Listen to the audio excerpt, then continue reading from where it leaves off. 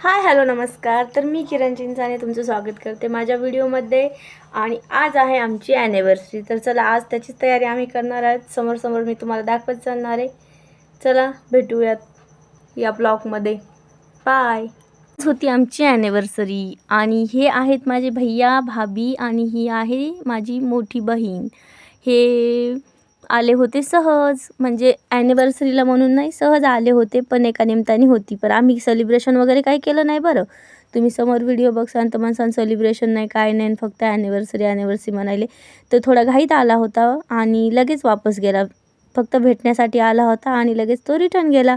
परत आलाय म्हणलं काहीतरी स्पेशल झालंच पाहिजे, त्यामुळे मग आम्ही सगळे रेडी होऊन निघालो होतो बाहेर जाण्यासाठी मस्त।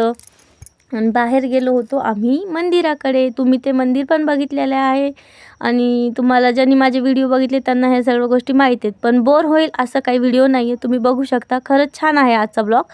आणि हे बघा आम्ही आलो या मंदिराकडे। हे मंदिर तर तुम्ही सर्वांनी बघितलेले आहे, बऱ्याच जणांना हे मंदिर माहीत पण आहे। पण खरंच असे बऱ्याच दिवसांनी भेटी झाल्यानं खूप छान वाटतं। ते नागपूरला असतो, PSI आहे माझा भैया आणि नागपूरला असल्यामुळे ते बरेच दिवस म्हणजे येतच नाही इकडे। पण आज खूप दिवसांनी ते गावाकडे आला, त्यामुळे माझी ताई पण आली होती। मग आम्ही सर्व एका जागी जमा झाल्यासारखं झालो मस्त। आणि मग नंतर आम्ही आलो इकडे मंदिराकडे, दर्शन वगैरे घेतले। ती एक त्याची मुलगी होती, एक मोक्षा आहे, मोक्षाला तर तुम्ही सर्वजण ओळखता, आणि ती श्रीषा आहे। हे संदीप भैया आहेत बरं का। परत मसा असे सर्वजण मिळून आम्ही खरंच खूप आज एन्जॉय केलं मस्त। लेकरं तर एवढे खुश होते। मोक्षाचं आणि चिऊचं मस्त जमत होतं, त्या दोघी छान राहिल्या एकदम।